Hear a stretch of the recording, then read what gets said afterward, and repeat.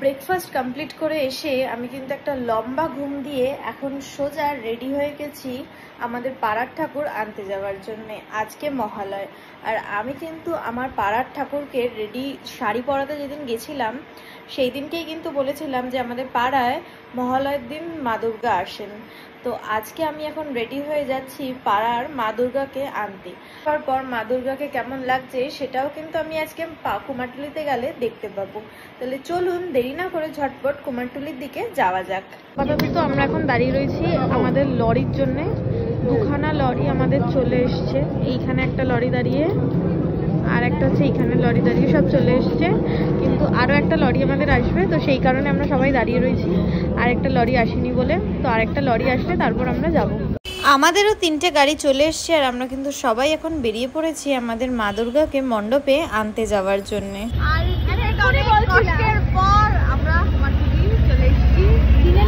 আমাদের ঠাকুর নেওয়ার জন্য আমরা এতক্ষণে পৌঁছে গেছি। আর কুমারটুলি কিন্তু প্রচন্ড ভিড়, কারণ বেশিরভাগ সব ঠাকুরই মোটামুটি মহালয়তে বেরিয়ে যাবে। আমার মুখ চোখ দেখে বুঝতেই পারছো যে প্রচন্ড গরম, আর তার মধ্যে সেরকম ভিড়।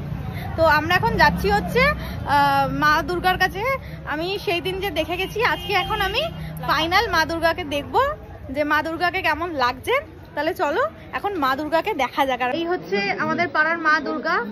মোটামুটি ফাইনাল থেকে আর কিছুটা দূর বাকি, কারণ এখনো মুকুট পরানো হয়নি।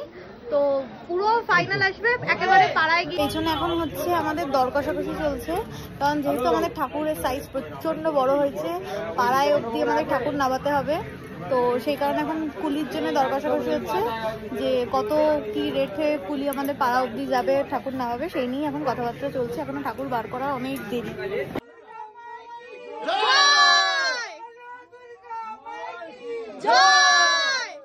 কুলি নিয়ে দর কষাকষি কমপ্লিট হওয়ার পর কিন্তু এখন মাকে লরিতে তোলা হচ্ছে আমাদের মণ্ডপের উদ্দেশ্যে যাওয়ার জন্য।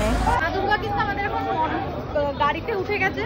এবার সাইড যত লক্ষ্মী সরস্বতী আছে তাদেরকে তোলার পালা, সেটা হয়ে গেলেই কিন্তু অবশেষে আমরা এখন মণ্ডপের দিকে যেতে পারবো। হচ্ছে আমাদের গণেশ চলে এসছে, গণেশের পর হচ্ছে এখন আমাদের কার্তিক উঠছে, কার্তিক আর গণেশের পর এখন হচ্ছে আমাদের লক্ষ্মী উঠছে।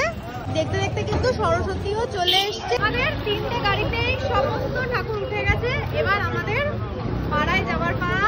আমাদের এখন ঠাকুর মণ্ডপে যাবে, সেখানে আমাদের ঠাকুরকে সেট করা হবে। তার মধ্যে 3টে গাড়ি পরপর দাঁড়িয়ে রয়েছে।